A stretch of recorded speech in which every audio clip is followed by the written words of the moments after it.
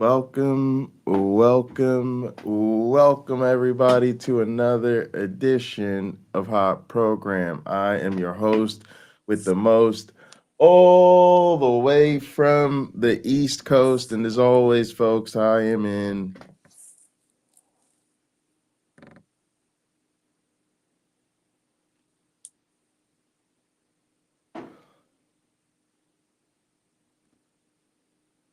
airplane mode. Am now a man who would be filthy rich now if you bought stock in Apple and Microsoft instead of 100 grand candy bars. A man who needs no introduction. A man who recycles introductions, evidently. I didn't have a new one. No, I actually forgot to send it today. I had something and I forgot what it was already. So that one's good enough for me. Hi, Pocket Locker. How are you doing? I'm doing. You know, I think people need to come to grips with the ugliness in this country, and I'm not enjoying the post-election cope, as I call it. You know, I think people really need to stare the ugliness in the face, and to me, the narratives about bigotry, about prejudice, about even about Christian nationalism, all of that stuff has fallen by the wayside, and people have bought into narratives primarily about the economy and the border and some other issues. Even narratives about you know, conflict in the Middle East, and it really is apologetics. It's like, to the extent that a lot of people in the mainstream are not versed in apologetics. They're not familiar with what it's like to be lied to your face. People are buying these narratives, and it really just bugs me. Well, if I may coin a phrase, and folks, you might have heard it here first, this too shall last. Not shall pass. No, it shall last. I am fully prepared and screenshotting lots of Facebook posts from MAGA supporters who are so sure Trump is going to resolve all these problems. Trump doesn't have a history of solving other people's problems, does he? But that's the guy they've hired to do that for all of us. It's not his nature. It's not his way. And it's probably nothing he wants to do. He thinks simply by showing up, everyone will want to do it his way, right? Putin, no more Ukrainian war. Him and Zelensky will shake hands and smell each other's farts and enjoy a glass of cognac from Georgia, made by that dude's family who gave me a bottle of cognac when I lived there. So it's supposed to be all like perfect and hunky-dory just because he says so. That isn't the world, but that's what they believe. Now, I would argue their brains are primed to believe that largely because of the religion they have. I don't think they believe it. I don't think they believe it. That's my point. I don't think they believe it. You don't think they believe it? No, fuck no. They don't believe any of this shit. No, that is 100% my point. Is they don't believe this shit. They don't believe it. That's the apologetics. I've told people, I said, you do realize that now that Trump has been elected, because they want cheaper gas and cheaper food. I'm like, you're not going to get either. There's no rude awakening coming. There's no rude awakening. There's no rude awakening because coming. The prices for both those things are going to increase. There is zero incentive. But you're not wrong in terms of what's going to happen. You're wrong in terms of the awakening part. There was 4 years of Trump. They know who he is. They know things are going to get worse. They voted for him knowing things are going to get worse. The things they say about the economy are talking points. They are not things they believe. They are what they're supposed to say. And that's what is bothering me, is that people are supposed to know better. And instead of knowing better, we're believing them. They're lying. It's not about the economy. It's never been about the economy. It's never going to be about the economy. Trump ruined the economy. They know that.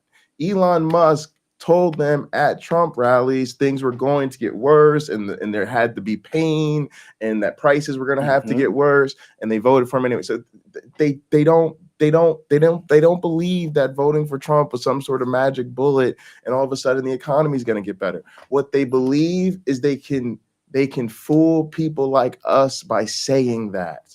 They believe that people like us will not confront them on their racism and their bigotry and their foolishness if they tell us the reason they did it was the economy. And they're right. They're right. All they had to do was go in that booth, do exactly what they wanted to do, and then come out to not the exit polls, but what I call the excuse polls, and tell us your excuse for why you voted for this fascist. Oh, I was worried about the economy. Oh, I was worried about the border. And then what we do, we go, oh, look, they're worried about the economy. They're worried about the border. If only we did more to help them on the kitchen table issues, we would have won. No, you need to stare the ugliness in the face. Kamala is the only candidate who presented anything resembling an economic plan for working people, and it did not matter. Every single economist said Trump's plans will sink the economy and hers will strengthen it, and it did not matter. And the proof is in the pudding too. When you think about the narratives around the election being stolen and the election fraud and we knew 4 years ago that they knew that they lost the election. Nevertheless, Trump went through 60 cases, lost every single one of them, and the vast majority of them they were laughed out of court, told they didn't even have standing. Or the attorneys presented no case because they didn't want to get disbarred. They presented nothing. So for 4 years, we let them do that whole song and dance, and we spent 4 years talking about election security, bolstering the elections, worried, doing all sorts of flips and tricks, and Trump wins. So let me get this straight. When the Democrats were not in control of the government, somehow they rigged the election. Now the Democrats are in control of the government. They lose the election, the Republicans wins. There are no issues at all with election security. Well, he complained and then he took it back after he realized he won. He took it back. I have a question about, but that's my point. My point is that's because they know it was never the case. That's right. And they're doing the same thing with the economy. They're doing the same thing. And so every time we sit here and talk about, oh, the real issues of the economy, the real issues, our people's pocketbooks are hurting, we are doing their dirty laundry for them. We are laundering their lies instead of saying, no, we are dealing with some bigoted Christian nationalists who voted for a felon and a rapist and an insurrectionist and a traitor before they would vote for an overqualified black woman. Yeah, and I got a lot of, well, she's not qualified. I'm like, are you effing kidding me? And I would go over her qualifications. No. And it wasn't one person that was shouting me down. It was like 11 different people just went into defense mode. I'm like, wait, it almost feels like I'm talking to a Christian apologist and they throw in the whataboutism and they throw in the standard canned. And it's like they have a flow chart of where to pivot to when I confront them with facts. Hunter Biden's laptop. I have a counter for that. I took fencing. I'm very good. It's really crazy to see just how, again, like apologetics, it was the sameness of the pre-programmed responses that I would get. it was impressive to me as a person who is a fan of learning about human psychology and the human condition. It was impressive to me to see how that had been ingrained. I'm like, how does this even occur? And it's so, the programming is so good. To me, I've just realized that this is it. This is the game. I literally, I'm probably gonna make a video on it. I call it the Great White Cope, and it's a vicious cycle. And I'm gonna tell you what it really is about. It's really about preying on the indifference of liberals, progressives, Democrats, allies, woke, all the people that are supposed to be the good people. What it really is it's this very tight dance.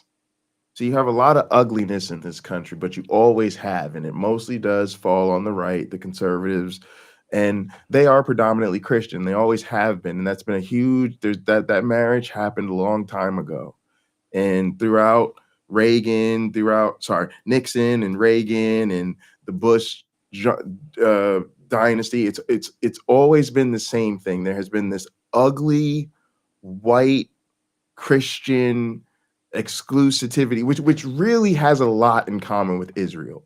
It really has a lot in common with this desire to create an American ethno-state for white Christians.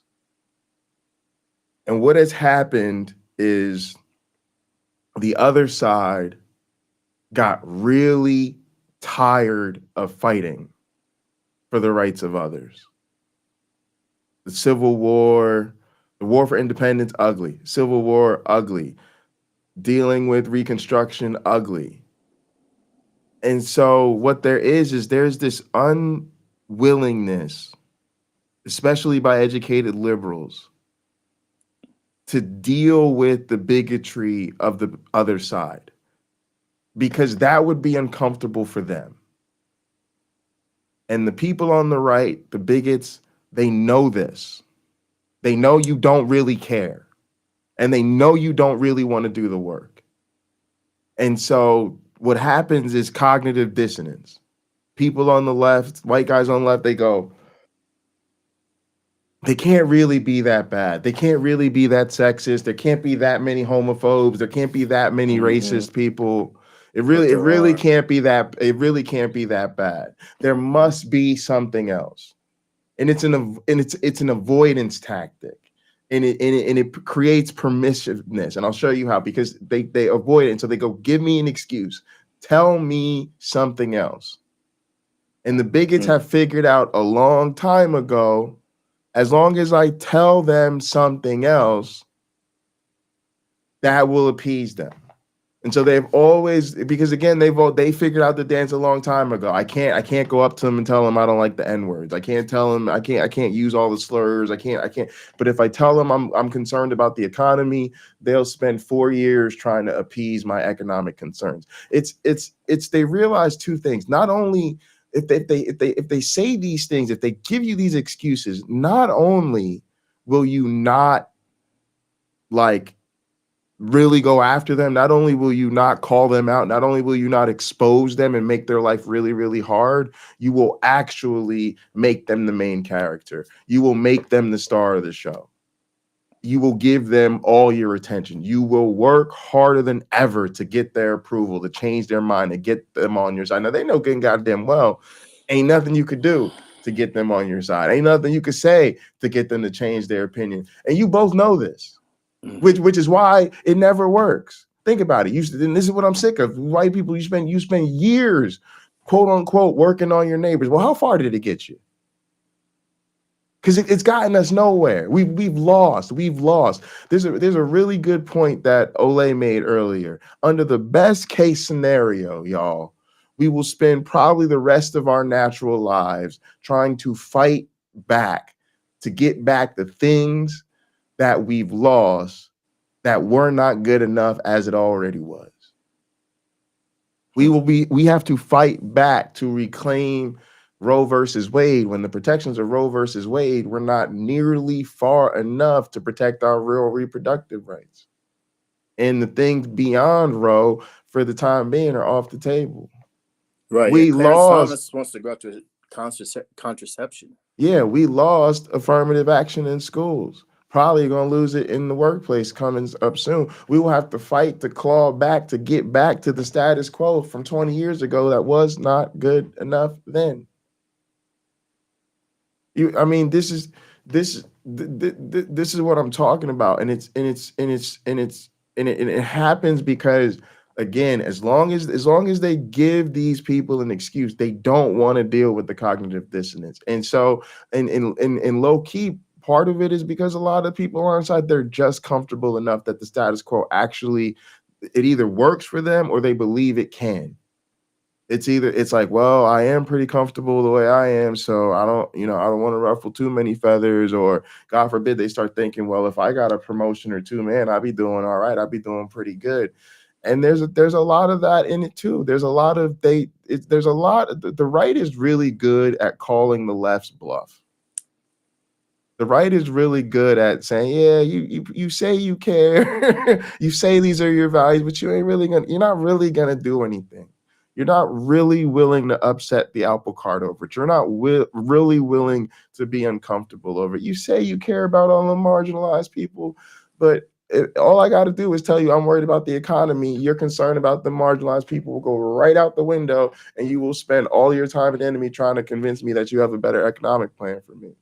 So that's what I call the great white cope, and it's been killing us for generations, and it needs to stop. And I've been talking about it for a long time because I keep telling you, like, it's not okay for people to pretend that they have a self-interest that makes them overlook somebody else's oppression. That's supposed to be a hard red line.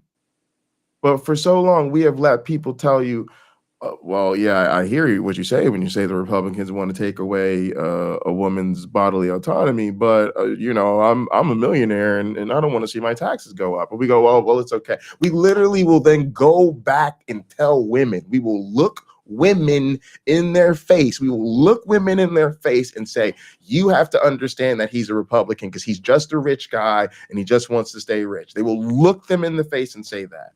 Don't be mad at him. He's just a rich guy who doesn't want to pay his taxes. And the woman's supposed to go, oh, okay, well, my body, his choice, because he doesn't want to pay his taxes. Well, if you're a rich person, she should kick him in his fucking nuts is what she should do. If you're a rich person, the formula for staying rich is really simple. Don't spend all your money. A lot of the wealthiest people I know don't do that. They have lots of money because they don't spend it. They figured out, holy crap, if I have 2 houses full of stuff, I don't need a third one. In fact, one of my brothers, he literally told me, don't send me anything else. Like a physical thing, like this. Don't even send him this. He's getting older.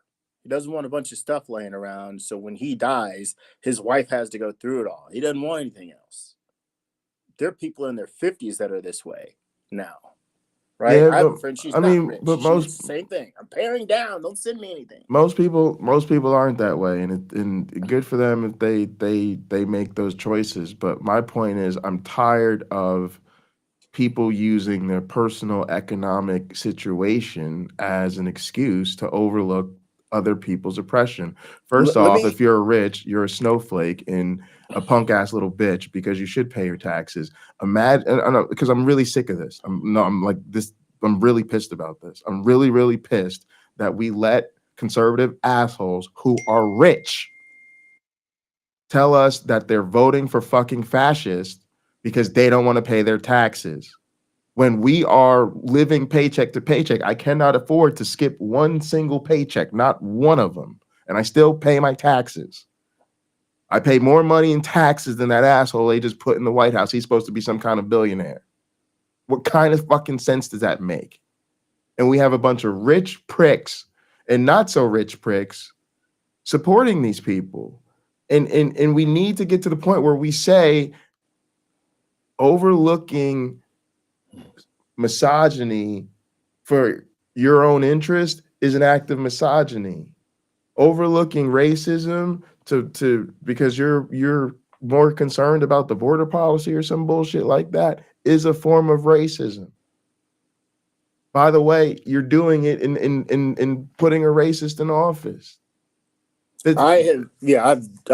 I've told people, like, you have to realize the president essentially is supposed to lead the nation by example, and if you're putting this kind of example in office, you have to understand what it's going to produce, what the fruit of that tree is going to be. It's going to be a United States, the one that you've been complaining about for the last few years, because they convinced you that's where you lived, right? That's what you're going to get. You're going to get exactly what you feared, and yet the narrative switches from look how awful things are to look how great things are. But that's what we want, and it gets progressively worse. It's not what we want. I think you're saying it's what they want because they voted for it. Is that correct? It's largely we need to recognize it as largely the America that most Americans seem to want to live in. For generations, we have let this be the case. For generations, we have gone along with an electoral college that we know functions effectively to over-enfranchise white supremacists. We know this. We've known this for a really long time. We have not cared enough about the racist implications. We have not cared enough about the classist, misogynist, list goes on and on, implications to do anything about it. We have known for generations that this party, this incessant party, has this in its core, and we have elected them to half or more of our government positions generation after generation, time after time. And it's like it gets very disheartening, because I'm at least saying in every on the other side, everybody has to go through it on your own and live through your own struggle and your own fight. But for me, it's at least it's so insulting for in 2024 for people to not call it what it is, to not acknowledge that this is the reality. It has always been the reality. The same way people feel like, yes, you put Trump in office and Trump was a liar and a war criminal and a cheat and a racist and a misogynist and a homophobe and all those other things. We felt the same way about Bush. People felt the same way about Nixon. They felt the same way about Reagan. Quite frankly, felt the same goddamn way about Joe Biden. but we have always put these people in power because this is who we are. And especially as a non-believer, it's really time for people to say, this is also what American Christianity is. This is why I don't want to play games with these fucking Christians anymore. Because your Christianity is useless to me if, number one, most of the people in this country who believe in Christianity just put that man in office. That was a moral test, and Christians failed it. There's no reason for us to play games anymore with them. Because again, it was another significant moment in history where Christianity landed people on the wrong side of history. Another in a very, very long list.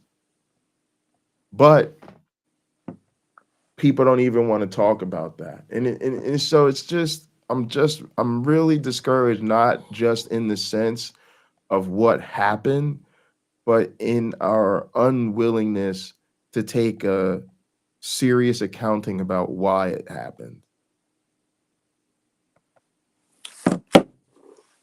So that's why I'm at. Okay. I do think there's a little more to that's probably the most important piece, is equality and not having racism, because then you have a country where people truly get along and respect each other. You have community, common unity out of that. But divisions sort of stir people up, and that's another way to unify people and get them mobilized to do what you want them to do. They become your minions. You can control them. You can get them to do your dirty work for you. I think that's what we've seen out of the MAGA folk, some of them, not all of them. certainly. I have there's a guy on Facebook who's racist who I will respond to his filth that he puts up there. And one of my neighbors, she jumped in on it, and they're talking about how they're supporting Trump.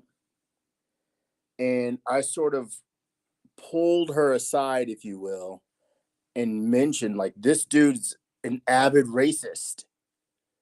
Almost everything he posts is racist or sexist. Why would you deal with someone like that? And I'm simply explaining to her, because someone has to.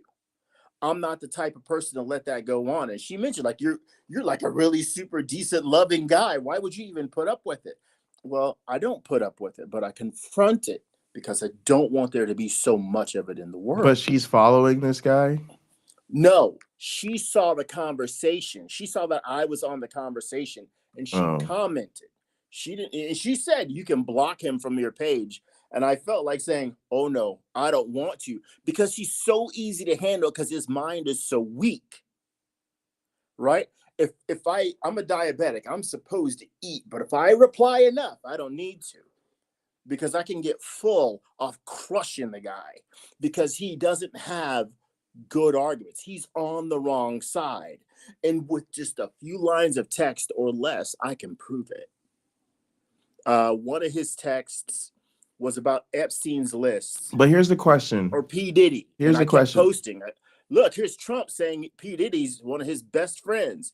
And he just kept taking it down and putting it back up. So my comment would disappear. I'll get to you in a second. And I just kept putting it back up there. Why? Because he thinks he's on the right side. But I'm showing people, this is not an authority. This person isn't even smart enough to know he's wrong. But I am. I'm smart enough to know he's wrong. And now you can be too. Out of Trump's own mouth, this is not AI. This is not me just saying it's true. This is him saying it's true. I just think we're so beyond that. Like, I honestly, a lot of those situations, I know a lot of people out in the YouTube community feel there's like people like to feel like they're playing with their food. But I think after what just happened, I think what we got to realize is I think the food is playing with us. Because these people, they're playing a different game. They're not playing an academic game. They're not playing a game that's about facts, truth, who's right, who's wrong. They're playing a game that's about power. And they get power from the fact that you're right, and that doesn't move them. And they realize it doesn't have to move them. They don't need to be right. They need to be in power. So when the system, that's a pretty good statement. So when the system has it so that they're not in power, the system's broken, the system's wrong, the election was stolen. They knew good and goddamn well the whole time the election wasn't stolen, but they wouldn't accept that. Now when they got their way, now they won. Oh, now everything's fine. It's us that is being played. They are playing us because again, they think because they figured out throw them a fucking. It's like playing with a cat or a dog. So just throw something out there and they'll go chase it. So just throw that out there. Throw out there that you think Trump has better, was better for jobs, and they'll go track it down. They'll go look up their little fucking studies, and they'll go find their fucking reports, and they'll come back to him and say, look, Trump wasn't good for jobs, and Biden created more jobs, and look, 82 million jobs, 80 million of them were created by Democrats. They'll go, yeah, but I just feel like, the crime's really bad when the Democrats are in charge. I'm really worried about, and this just throw out another ball, and there goes the liberal. Let me go chase it down. Look, I did the research. Look, I got the report. The Democrats are really better on crime, and you're really safer when the Democrats are, and they're playing us. The food is playing with you. I literally went through that so many times. That's what I'm saying. I'm gonna say it. That's a really great description of the trials and tribulations of 2024. And again, I talked about it with my best friend's mom, and she's just so avid. She's got to support Trump. And yet, I'm like, well, look, he's unfaithful to his wives. You would have never put up with that from your husband. And I could list despicable behavior after despicable behavior. And it was all excused. Why? Because Joe Biden was imperfect. Because he was imperfect. Trump told over 30,000 lies during his administration. Well, nobody seems to be able to prove Kamala Harris worked at McDonald's. So I'm sorry, she's a liar. Well, That's what I'm saying. You gotta. What's the second lie? I don't know. You don't know. But I can show you these lies from Trump, right? I can send you videos of him lying, saying he won the election, and then saying finally, well, he lost it by a whisper. By a whisper. Well, that doesn't matter. That election was rigged. No, you believe it was rigged because he told you. People in his administration said he's wrong. His children, you're wrong. And it doesn't matter. As I have said on Hot Program before, Trump has been set up to be, he's now elected president for starting next year. But he's also got this history that makes it perfect to shuffle him right off stage. So here's what I really think that the problem is. Because he's crazy. Here's what I really think the problem is. Mm-hmm. We're really dealing with a war, and people are afraid to go to battle. See, there's a lot of times, a lot of these apologetics and a lot of these things like that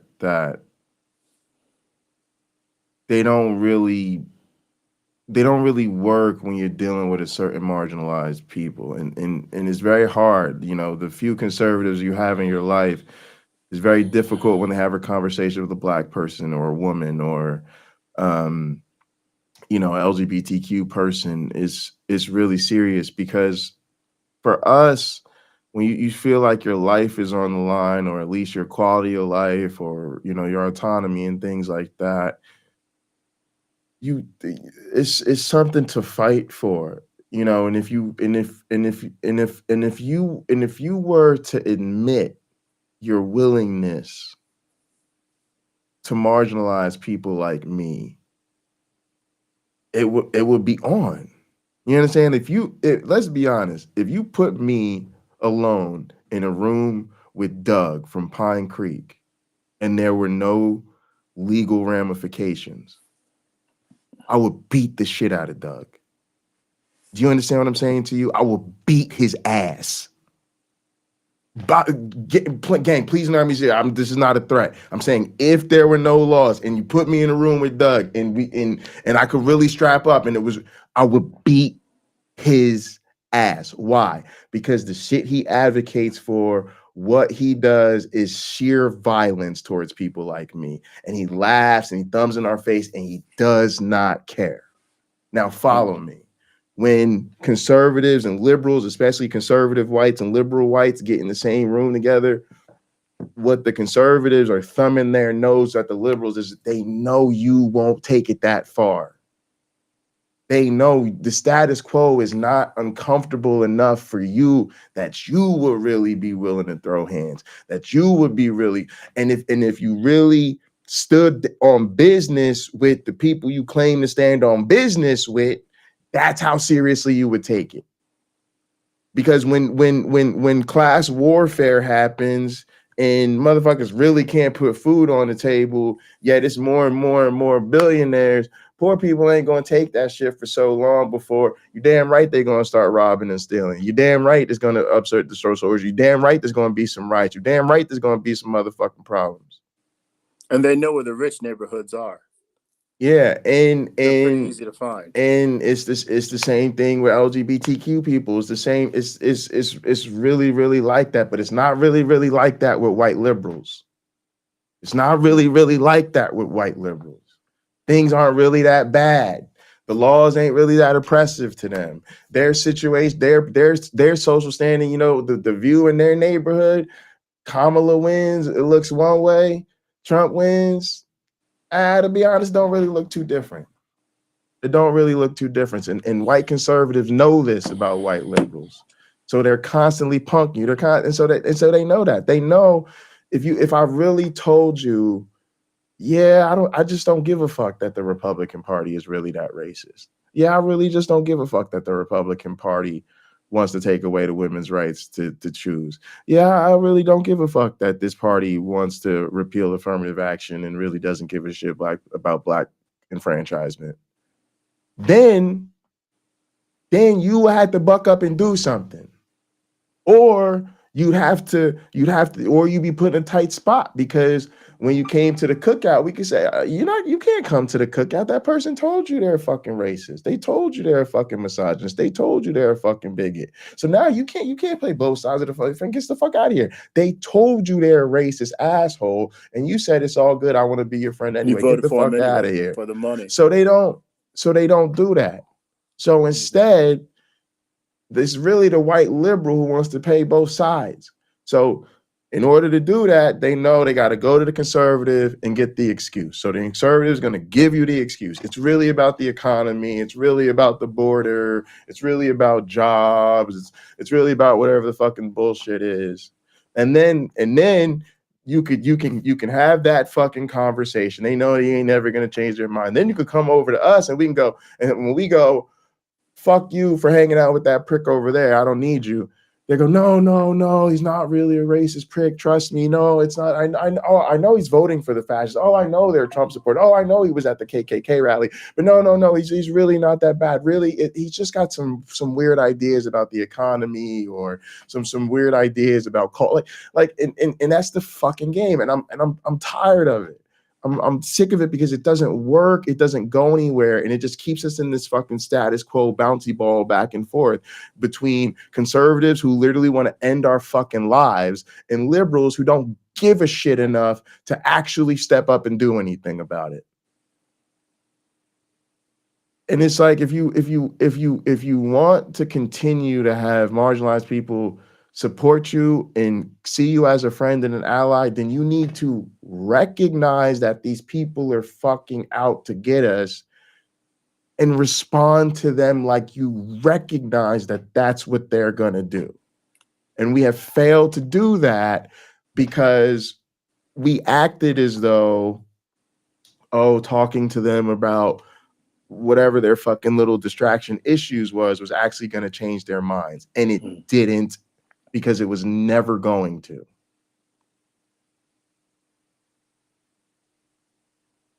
All right, y'all. So that's my postmortem on this damn election, and it hurts. Financial side with me. It hurts. It hurts. But and now I'll tell you why everybody's screwed financially. Not everybody, but can I talk about that really quick? Yeah. Okay.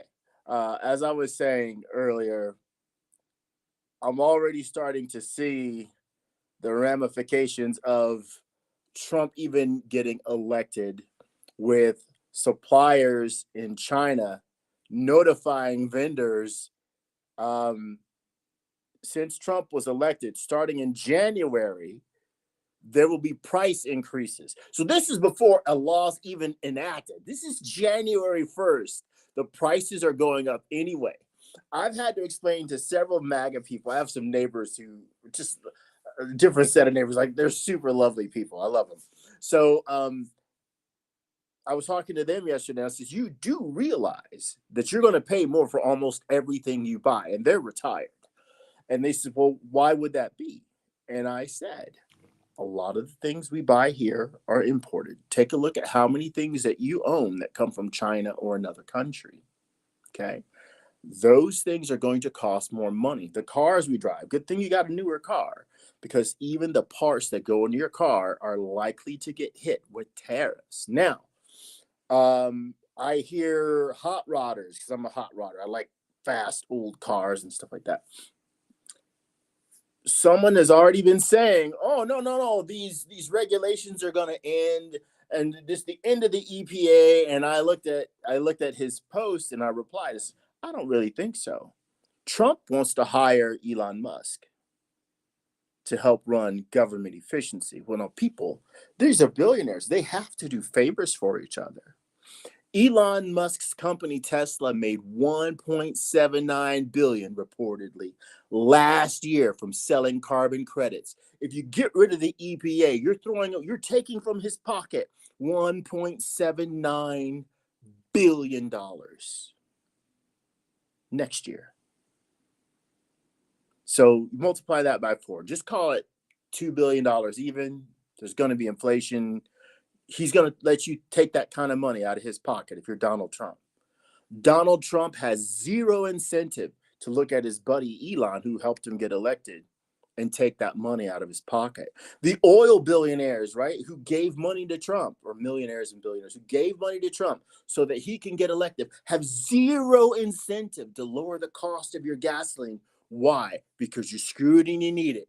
If they get rid of efficiency standards where manufacturers don't have to make more efficient cars as far as MPG, but they can be electric and gas, they can charge whatever the hell they want for gas, and you're screwed. You got to pay it if you're going to use your car, unless you're going to make your own. Again, it's one instance after another. The average Trump support, maybe the average American period, doesn't understand economics well enough to realize this is going to cost them money, even though experts were reporting that it would. It sounds nice. Oh, I'm a server and I don't have to, Trump's going to make it so I don't have to pay tips. One of the first things I'm going to do, if he does this, is say, hey, how much of my wages can I get paid as a tip? Does a bonus count as a tip? Because if it does, and it just might, right? Imagine executives at corporations. The interview I had last month was with a company that offered like a 20%, no, it was 10%, a 10% bonus of my annual salary every year. 10%. Now imagine I'm a CEO and I make $27 million a year. Okay. If the company performs at this tier, start down here, this tier, my bonus changes. The more we make, the more it goes up. Now imagine if you change the scale of that to avoid taxes. Well, now I make $38,000 a year, but I received $68 million in bonuses, tax-free. Or that's my tip, right? I got it tax-free. There's going to be so many ways that people can screw with this, and that lowers the money that is available for the government to operate. Elon is saying he's going to get rid of a bunch of people, fire them. That hasn't really worked out as smoothly for Twitter as it looks from the outside. He found himself rehiring people he fired because he had to, because they actually knew what they were doing. Someone was right. Those people needed to be there. They're competent. They're skilled. And they probably halfway enjoyed going to work because they loved what they did. So now you're bringing in people that will dismantle this and destroy it. They will not. They will reform it so that it works best for them. And the average person is not taken into account other than they are a source of fuel for the fire. That's it. They're not trying to make your life better. That is not what their interest will be. It will be to make their lives better, right? We got a guy who's on his way to being a trillionaire. That's a goal. All of a sudden, why not be a trillionaire? I'm worth over $200 million. That's the case. That's where he's at today. So I think I can be a trillionaire. Roar, the thing is, I don't. This is the. I'm not trying to pick on you, love you, but this is the thing I don't believe. I don't buy it. I don't buy it. They knew. Trust me, they knew. No, this is what I mean about staring the ugly.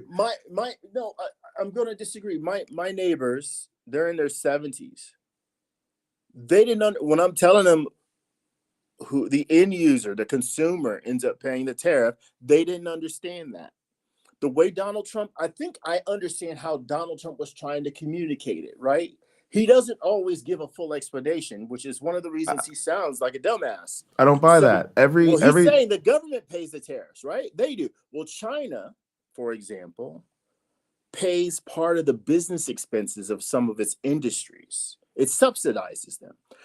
the oil here in this country is subsidized. You don't realize it. You're paying for it twice. Again, I gotta be honest. I just think your neighbors are Right. playing you.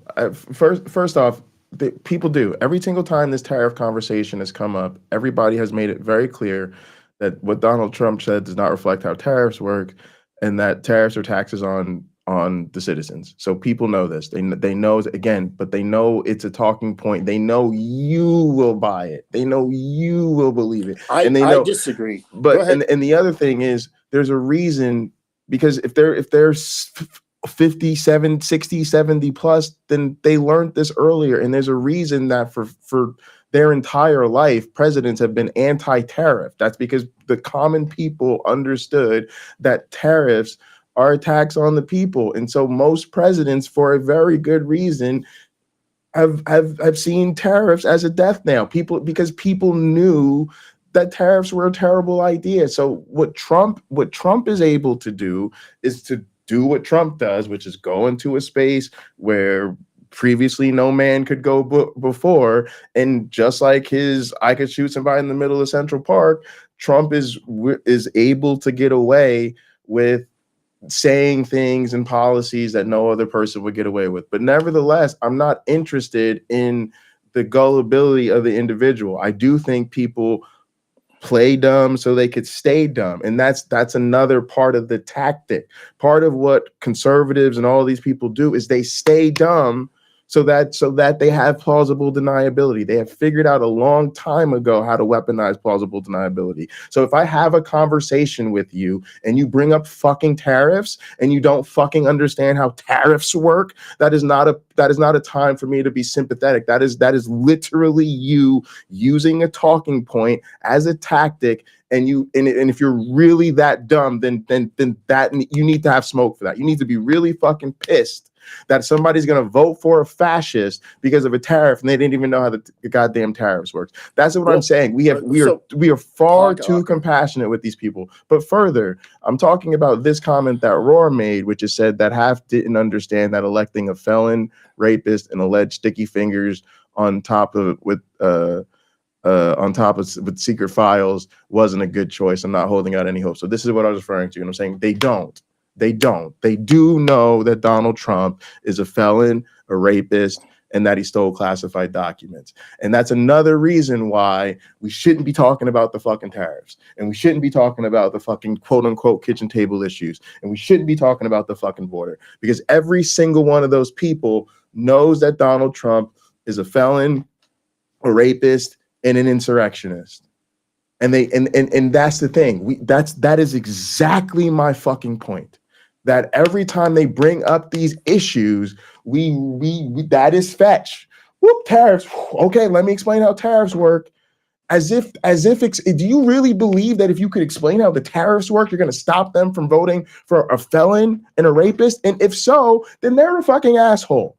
If I'm sorry, if you were willing to vote for a felon and a rapist and an insurrectionist because you thought you'd save $1,200 on your taxes due to a tariff, you're a piece of shit. You're a sorry excuse for an American citizen in my book. And this is the games we have to stop playing with these people. Because you know what? Before Trump went to bed that night, he called Bibi Netanyahu. Please let that sink in. Think about the best moment in your life. Think about the most important day in your life. Think about your biggest comeback and what it says that you called a fascist dictator that is literally conducting a genocide before he fucked his wife in celebration. Trump has promised on day one to start the largest mass deportation of immigrants we have ever seen in the United States of America. Less than 48 hours after Trump won, all of a sudden everybody's coming out of the woodwork, including Trump's own son. Guess what, America? We lied. Project 2025 was the plan all along. So as this impending hellscape is about to be unleashed upon us, that is what I need people to understand. It is time to stop letting these people give us these apologetic excuses for why they are terrible people. We needed to hit them with the, if you are voting for this felon, rapist, insurrectionist, con artist, there's really nothing else to say to people like that. That's the energy we needed to have. Well, and we had more of that, I can't vote for you, you're a genocide, or energy for Kamala than we did for Trump. If I could have a moment of silliness, then it's a deterrent to keep people away. You don't want to go there. The president's a rapist. The president swindled his own voters out of. I mean, yeah, people should be appropriately disgusted with us. Yeah, that, it might work better than the wall. It should work better than the wall. Like, you don't want to go there, do you? It's just, I'll agree, Pocket Locker. It's, for the racism alone, it's disturbing. When you think of all the hard work and individuals working together as one to get to where we were before the election, before Trump was elected in back in 2016, before we get back to that, all the hard work that had been done and monumental things had been accomplished, to now be standing here so little time, right? 8 years later, basically saying, well, we're just going to take an eraser and start marking out people's rights, right? Trump didn't know what qualified immunity was. He wants police officers to be protected. Well, they are protected. As long as they don't violate your human rights, they pretty much can get away with anything. And some do. We're not going to go into that because you're going to say ACAB, and I'm going to try to talk you out of that, and it's not going to work. But anyway, we do have this serious issue at hand, and I don't think he's going to be around long enough in office to handle it. And again, you've heard me say it. I think the plan is for Trump to be moved off stage and considered to be insane, and his kids will take his money. So they can be in on it. And J.D. Vance will take his presidential office. And the Project 2025 people will be in on it. And Trump's going to stand there looking like Boo Boo the Fool. And we can all say we saw him for years denying the truth. We can all say he's out of touch with reality because he told so many lies. And the people who love him best are going to be all sad-faced going, well, now they're playing all these video clips and the words are coming out of Trump's mouth. And me and you playing Go Fetch, right? Finally, people will realize we were correct about a few of those things that they might have actually cared about if they weren't so focused on owning the libs. Well, we've reached a really interesting time in this country's history, and I don't know what to do about it. And honestly, I in some sense, I am focused on the community. I don't want people to think I'm giving up on the community, but I am. We have to take a much different tone with the wider world than we have been, and to me, we're just I hate to say it, people, we're just not there yet. We don't have the audacity. I'm reminded of Barack Obama's book, The Audacity of Hope. Less the hope part, more the audacity part. We have to be willing to stare ugliness and lies in the face. And I see from the way that we handle Christianity that we're really just not willing to. We're not yet there. It makes me, in some sense, feel like, I was thinking about this earlier, like I live in a simulation and simulation's broken, or like it does kind of make me feel crazy. Like, it makes me feel like, am I insane? Is there something wrong with me? Because there's so many of these things that are just so obviously not true, and we just let people just spew them casually, just all the time. And so it just makes me really wonder, do we really have the gumption to confront these things? And I sometimes think there's a lot of solutions that are available to us that we just won't see because we're not willing to do the work. Well, I think a lot of people don't want to do the work. There was a good movie that Michael Moore made some years ago, some decades ago, called Bowling for Columbine. And he mentioned one of the problems that he saw was that people don't have time to process all the information that they're getting. Now, that's before the internet became what it is today, where it's just this monumental resource for people for entertainment, information gathering, and the like, and broadcasting even, right? So he say that before millions of new or tens of millions of new news outlets came into being. You know, the Jesse Dollamore channel, that's a news outlet. Brian Tyler Cohen, that's a news outlet. Tim Pool, that's a news outlet. Regardless of their takes on it, that's what those things in fact are. Yeah, and to be So, honest, just so we're clear, that is they're largely who I'm responding to. I'm largely disappointed in the response of the media, particularly the mainstream media, but to a lesser extent, independent media as well, for buying into these narratives. And it feels like not enough of them spend enough time dealing with Christian apologetics to recognize the same type of BS when it happens in the social and political space. And it's even more important in the social and political space that you recognize apologetics, that you recognize when somebody is, because look, first off, what are our sort of red flags about the apologetics that people do? A lot of times it's twofold. It's like what they're saying is BS, and then even if what they were saying was true, it wouldn't be correct or it wouldn't be right. And that's a lot what we're dealing with these people. When they say, "Oh, well, I was worried about the economy." Well, number one, you're wrong. Trump is not better for the economy on any of these issues. And number two, even if he was, that would be a morally bankrupt reason to vote for someone of his character. And just like there is no the argument from contingency that proves the Christian God is real, and even if there was some sort of weird argument from contingency, it wouldn't become moral to worship a being that, you know, eradicated the whole earth and plans to torture most of humanity for eternity. And this is the same type of fucking game we're playing with this space, and that's why I'm pissed at these people.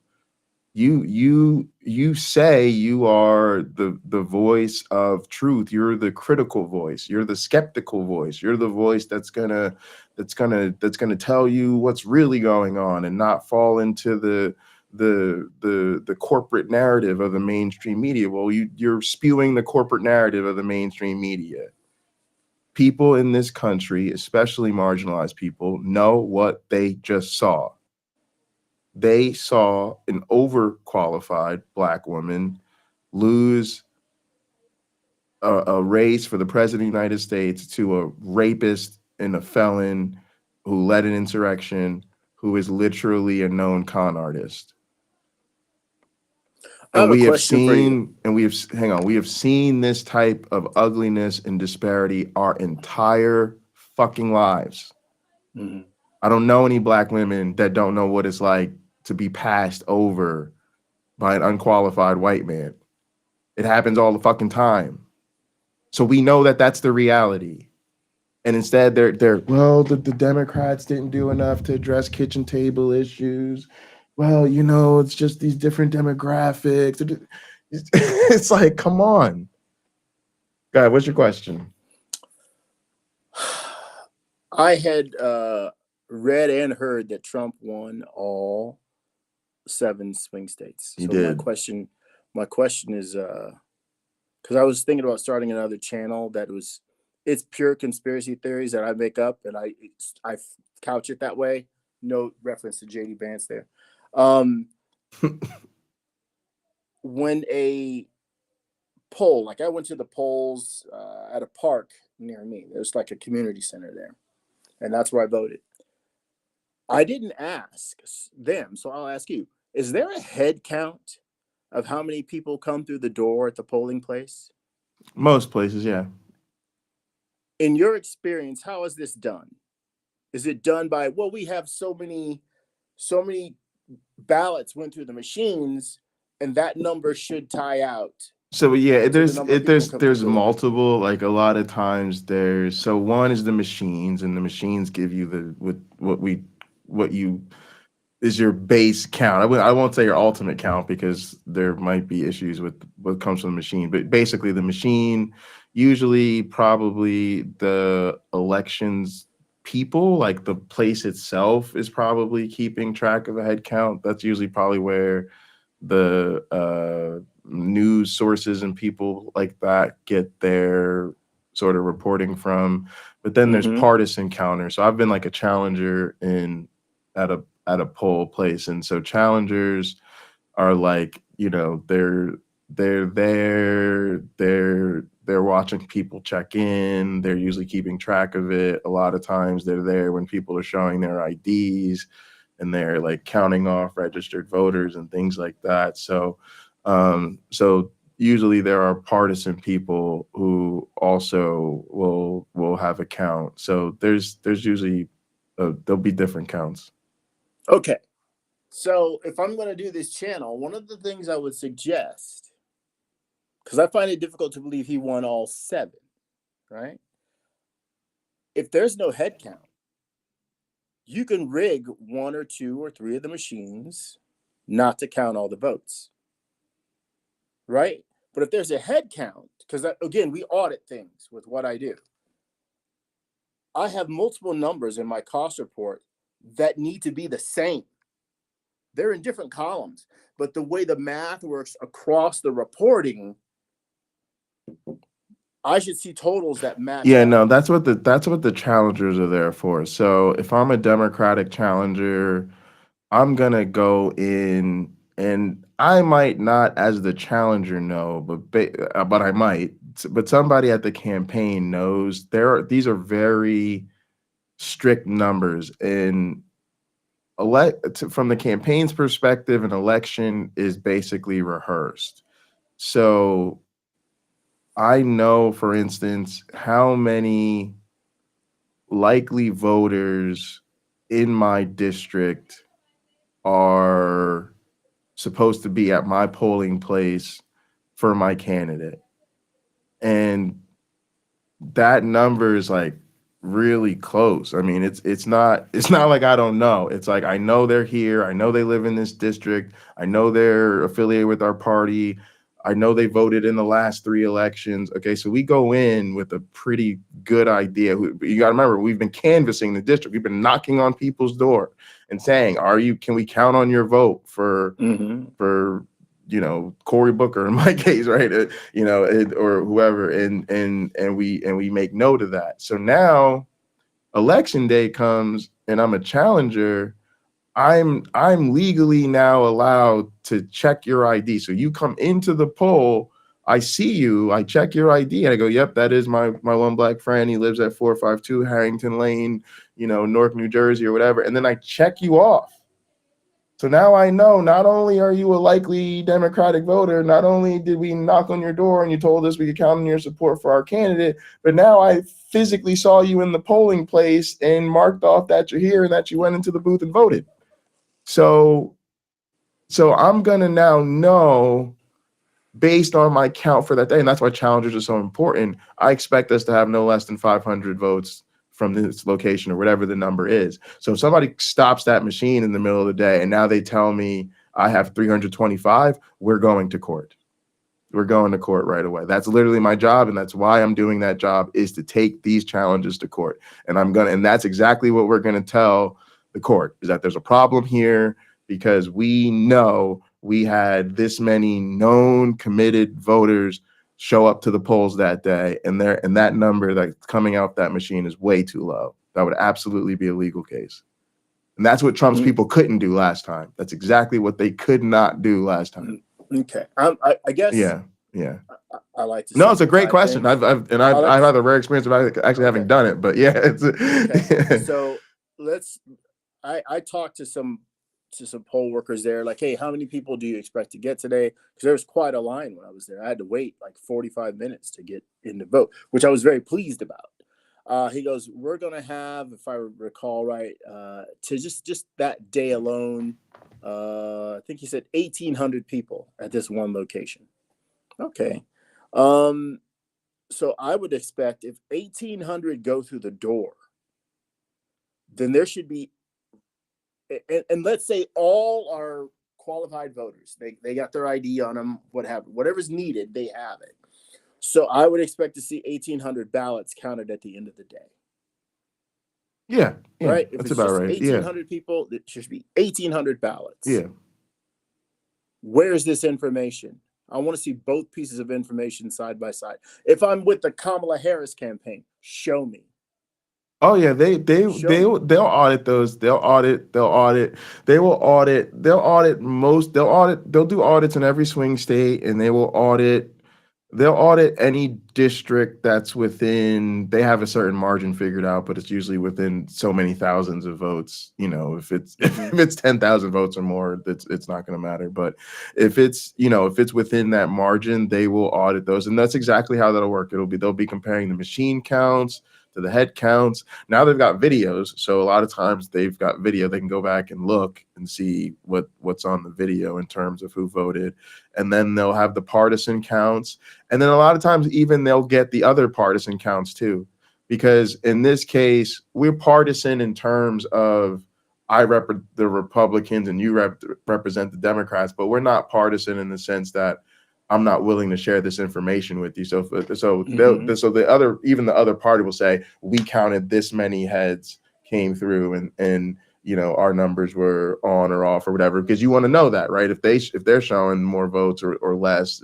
so all those numbers will become part of it. Now there's always going to be surprises, and that's sort of things they're little things like just more people showing up, people that nobody knocked on their door, so they're showed up, they're registered voters, but nobody knows who they're going to vote for. So there's always going to be more people. You're always going to have some people who tell you they're going to vote and are committed voters who don't show up, and you know that because nobody ever marked them off or whatever like that.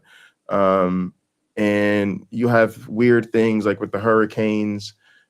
People were allowed to vote out of county, or they've moved and stuff like that. So all that kind of stuff gets resolved. But it's I think Maya's done some campaign work too. It's people be amazed how much information they have. It's it's crazy.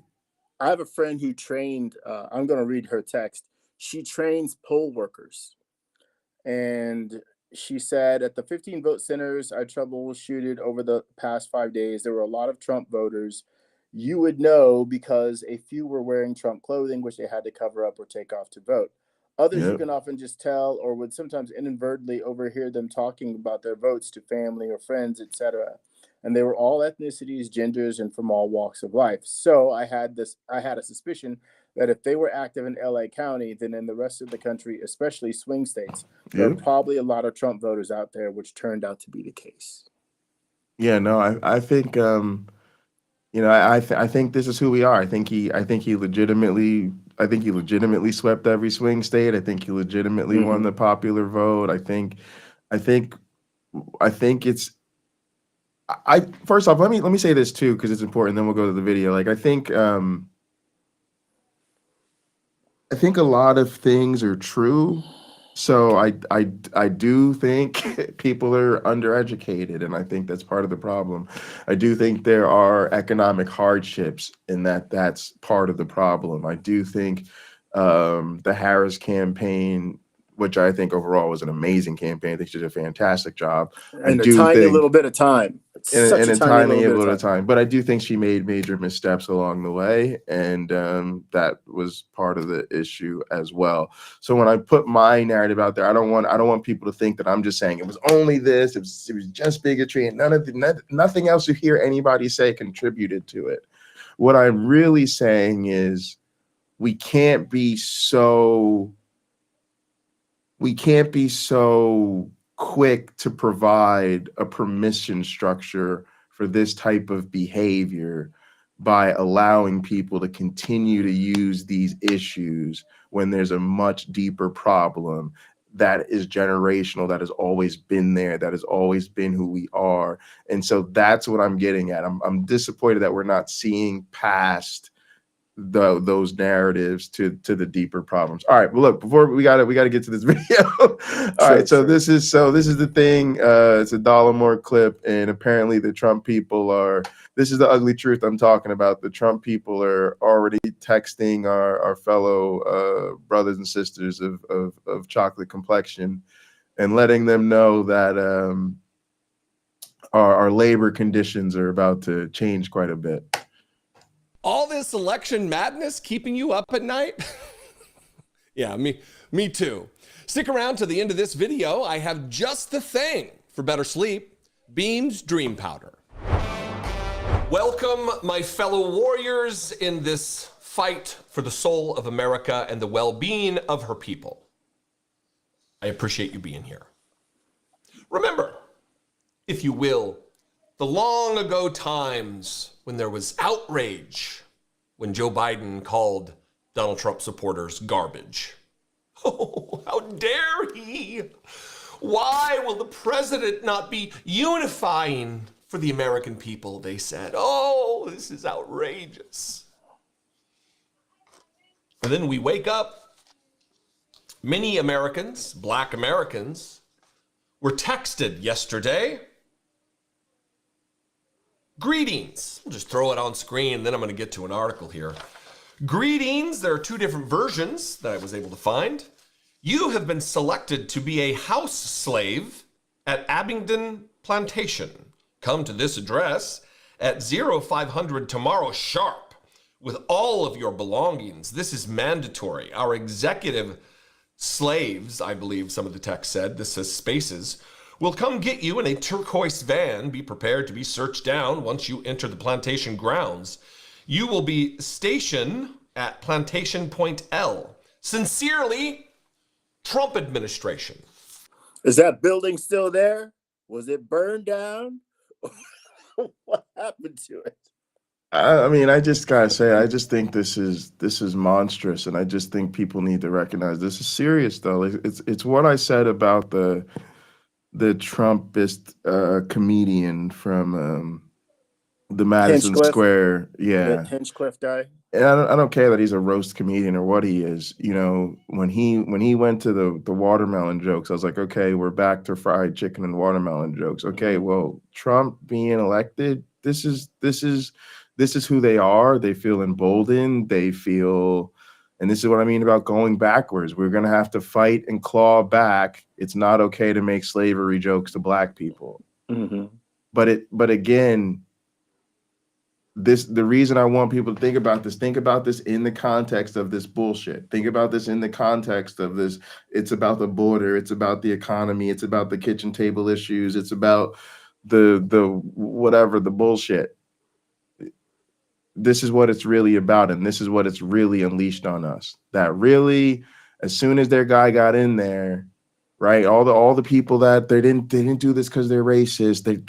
It's not about the bigotry. They're not bigots. As soon as their guy got in there, it was sending jokes to Black people about slavery.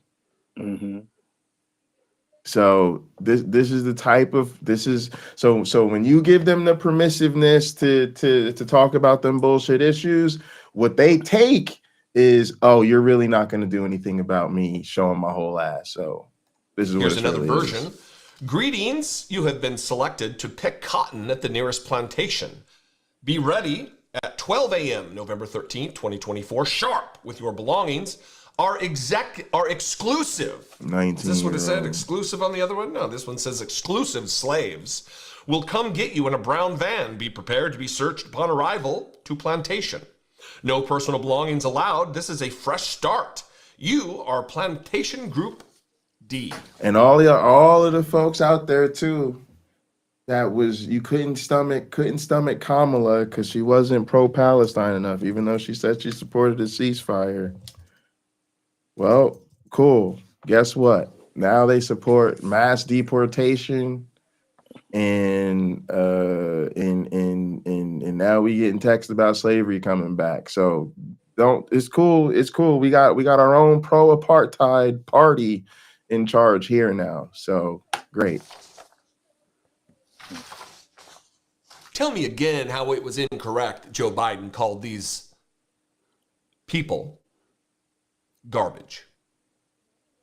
These are texts going out to black folks all across the country from Trump supporters. This is from the Washington Post. After election... Wait, hang on a second. Let me just ask this real quick. How many of y'all think these Trump supporters we got here are Muslims? How many of y'all think the people sending these messages are Jewish? Or self-identify as atheist? It's kind of crazy that we can see racist garbage like this right after the election, be able to boop immediately that these are Trump supporters, and somewhere deep in our hearts, y'all, we just know all rip these are Christians. We just know all rip these are Christians. Well, they say that. And it's okay, or at least they say they're Christians. Yeah, and because of course, because this is what we expect from these people. Racist texts nationwide threaten black people with slavery. Black people in several states received racist texts, some that claim to be affiliated with Donald Trump, ordering them to work as slaves on plantations. The FBI and authorities in several states are investigating racist text messages sent to black people nationwide this week, saying they would be brought to plantations to work as enslaved people and pick cotton. Garbage. Trump supporters. Following the lead of their garbage. Can I jump on this real quick?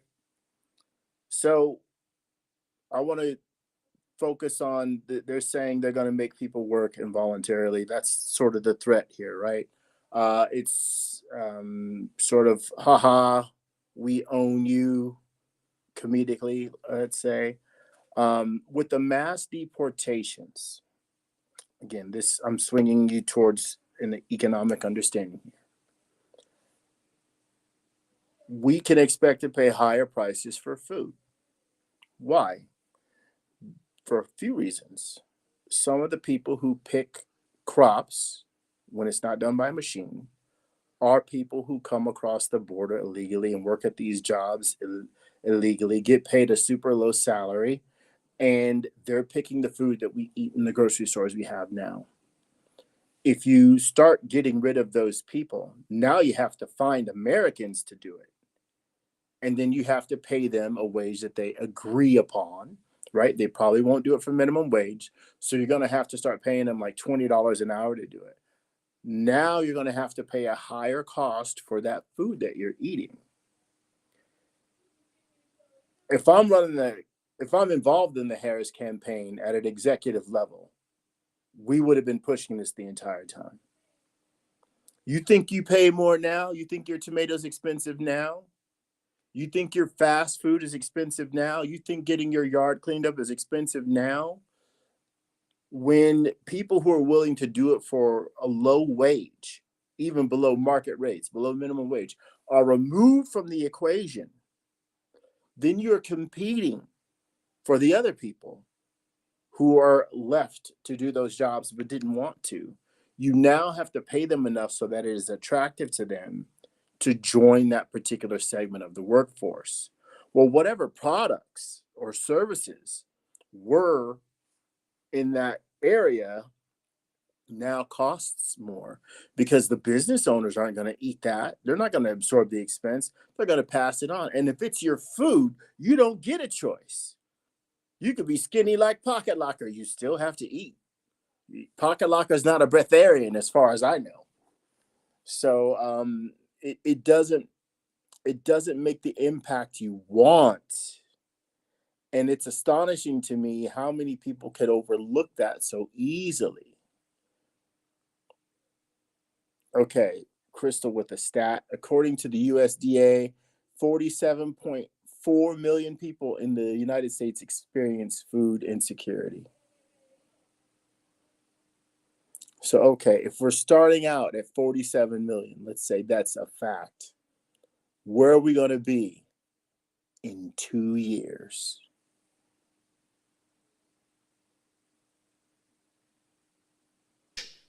Crystal Convict again.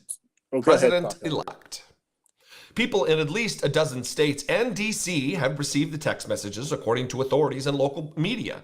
The texts have spread alarm in the aftermath of a presidential election marked by President-elect Donald Trump and his campaign's use of inflammatory language against minorities. They're eating the pets! They're eating the cats! They're eating the dogs! Garbage.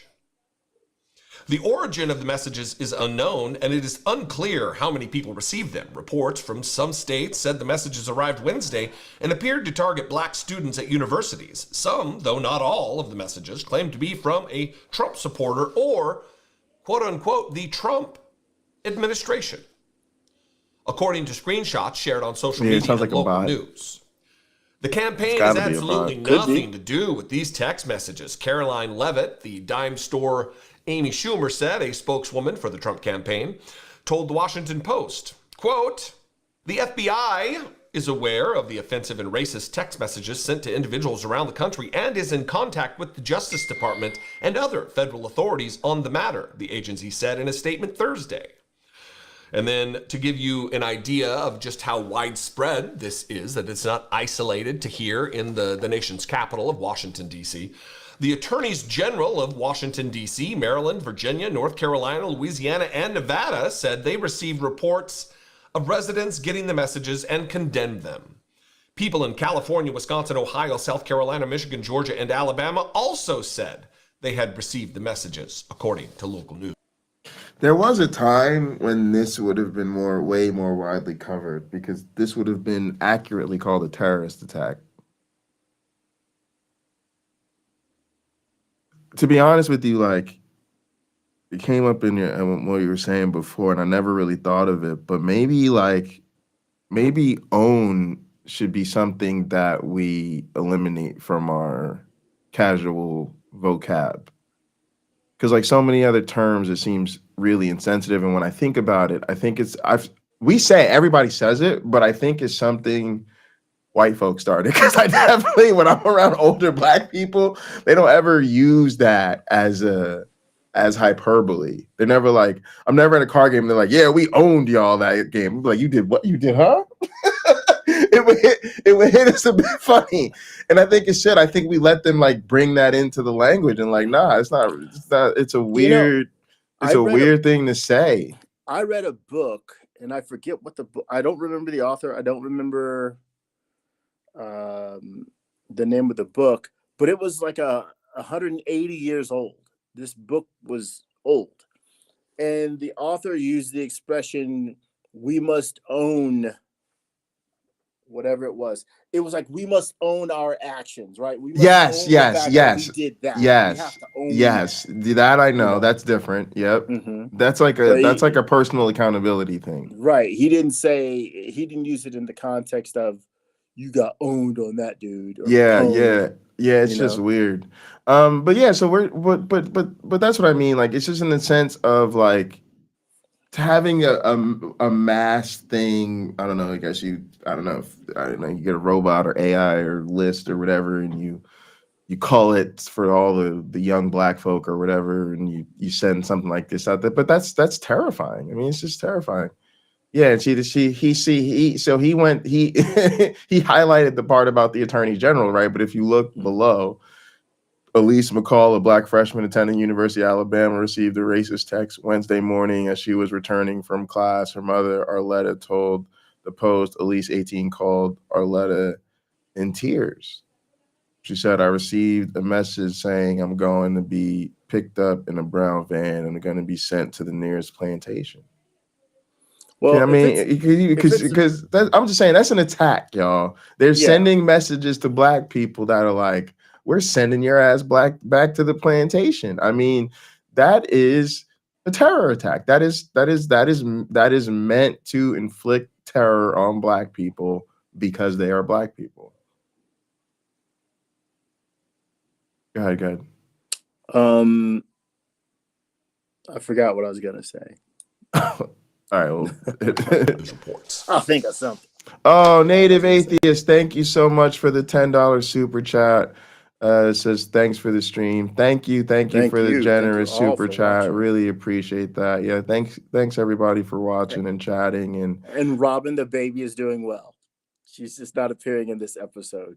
That's good. Thank you so much for this donation, Native Atheist. I really appreciate it. Mm-hmm. Garbage. Deplorable. But look. This, in a sense, is part of the Great White Cope. It is, because from where I sit, again, you have let this man, Donald Trump. There is no decorum. It's all grievance. It's all insults. You know, his comedian, his guy calls Puerto Rico a hot pile of garbage or whatever. He calls everybody a nasty woman. He's got insult nicknames for everybody. Mm-hmm. And we do know that he's followed by deplorable people.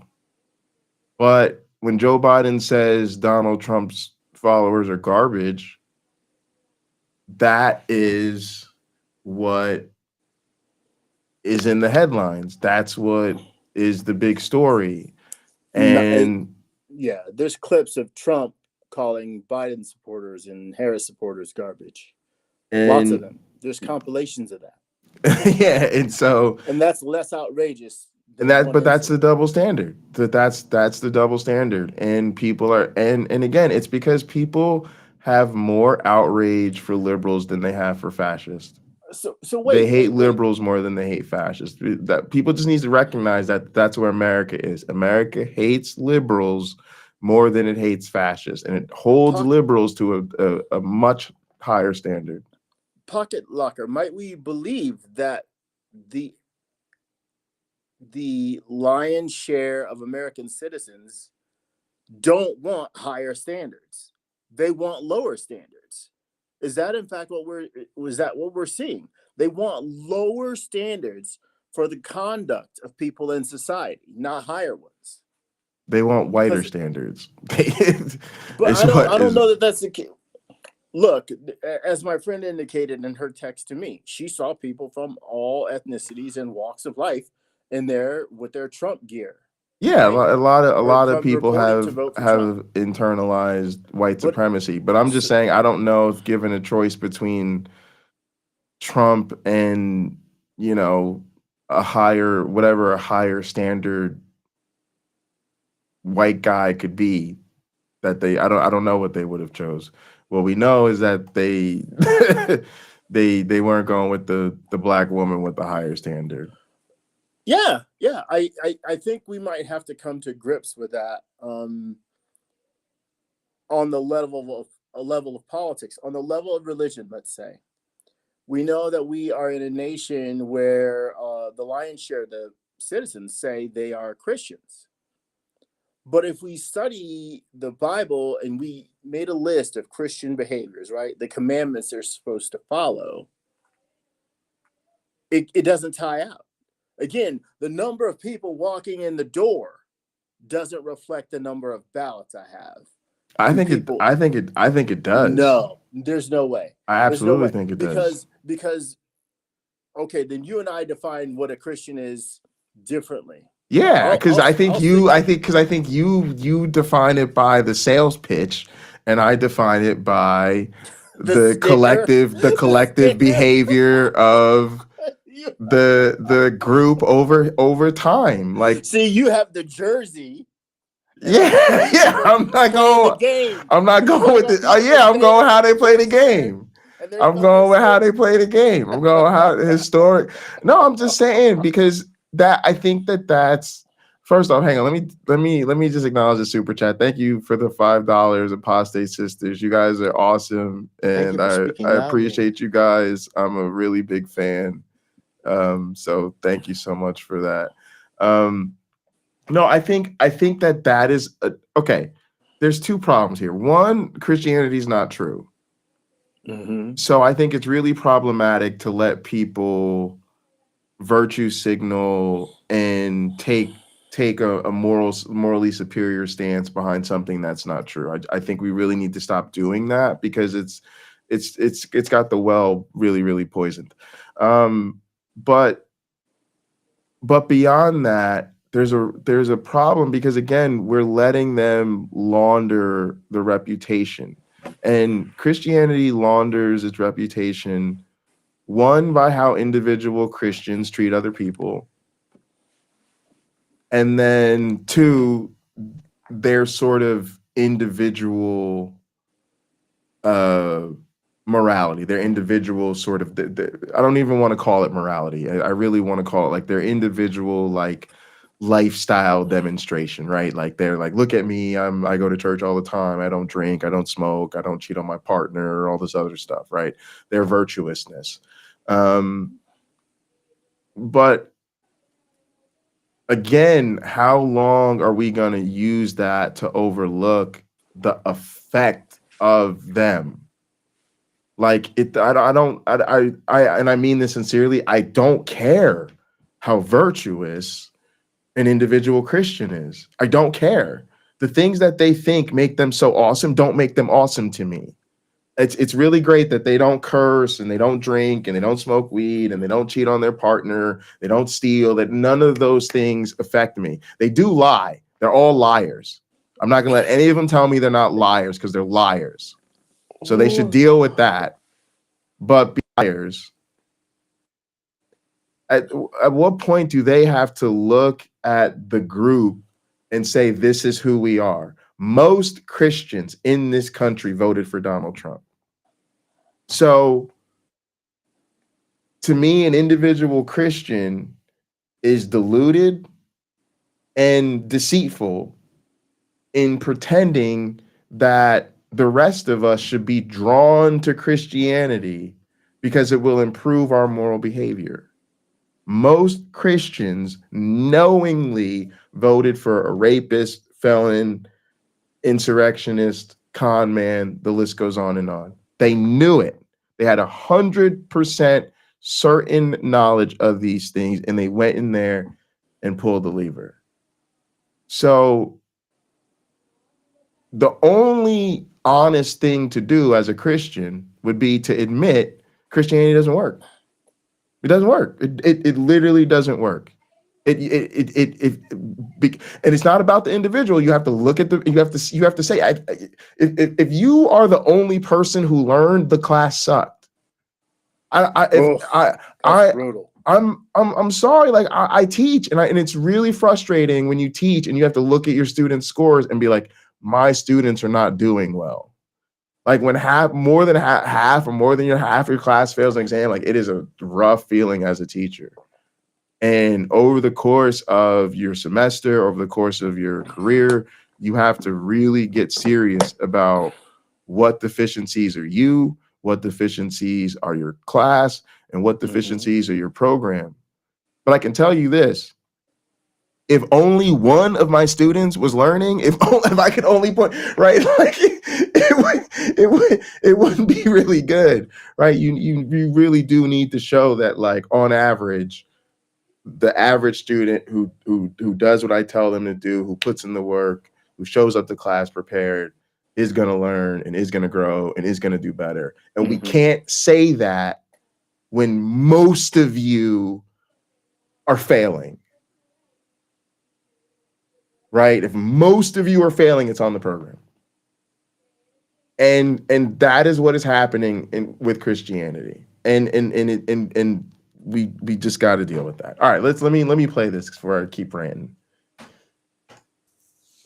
And they cry and they whine and they snivel. How dare they call us garbage? How dare they call us racists? Oh, harumph! How uncivilized! Oh, the crocodile tears as they send texts to black people telling them to report for enslavement. Here's a brief video package from the local NBC affiliate here in Washington, D.C., where they interviewed a recipient of one of these text messages. The racist text messages were sent to an unknown number of people by an unknown sender in several states and in D.C. Many who got them are college students and many are black. This woman named Pam didn't want to be identified. She said her family members and friends received the texts. Some messages included people's personal names. Other messages just started out with a greeting, saying that people will be enslaved and that there will be a bus coming to pick up people. The texts say different things, but they consistently say you've been selected to pick cotton at a plantation at a specific date or time. What did you think when you saw these? I was shocked. I was scared. I was nervous. I was upset. Some of the text messages tell people to show up here, Metro headquarters in Southwest D.C. It says, bring all your belongings. This is mandatory. And at the bottom it says, Trump administration. Another example, our executive slaves will come to get you in a brown van. Be prepared to be searched upon arrival to plantation. The texts are causing questions and concerns. How did you get my number, and how do I defend myself, and how do I protect myself, and what is going to be done about this? Local and federal law enforcement are looking into the messages. The FBI released a statement saying, quote, the FBI is aware of the offensive and racist text messages sent to individuals around the country and is in contact with the Justice Department and other federal authorities on the matter. Now, I just wanted to quickly just say what's another scary aspect about this is, yeah, this gets looked into under the Biden administration, but what happens when something like this happens under the Trump administration? Because if you think that I think that Justice Department is going to be motivated to solve race hate crimes, this is just another part of the hell that they've unleashed on us. Go ahead. So, Pocket Locker, this is my first time hearing about this. Has Donald Trump issued a statement decrying these remarks? My guess is no. Of course not. They said that has nothing to do with their campaign. I guess somebody said that. But he, again. But no, he can't. He won't. He won't. He's a white supremacist, and I know. And he should. He should. If he's a leader, he is not. I've already covered that. If he were a good leader, he could say, you know what, you people who do things like this, you don't represent me. You don't represent my ideas, and stop saying that you do. Throw a nice Will Smith, keep my name out your mouth kind of thing in there, and we'll be good. But that's not what he does. He just lets it be. I'm just telling you because it's in the reality is they love this. They love this. And well, Dusty Smith says the cruelty is the point. The cruelty is the point. Absolutely. School systems are also weighing in after students received the texts. Montgomery County Public Schools said in part, we condemn these hateful communications and the fear they aim to instill. Pam says she is very concerned who sent them and why a day after the election. She hopes it's not a sign of more to come. It's worrisome. The whole election had people anxious, and then now we have to deal with random messages coming across our phone. To black people, people of color, it's not fair. In the district, Darcy Spencer, News 4. This is why we must remain in the fight. This is why I am appreciative that you are still here. This is why, as I stated yesterday and multiple times in multiple videos, if you thought I was an aggressive asshole before, this isn't the channel for you going forward. Maybe I feel the same way. Maybe you ain't seen nothing yet, cause now I'm really in speak my mind mode. Yeah, fire. Oh, you didn't come here with fire. To be dealt with. These people feel unencumbered from consequence. They believe they have a mandate from their dear fascistic leader, Donald Trump, to act like this, to impose fear on others, to harass others because of immutable characteristics like the tint and tone of their skin, their level of melanin.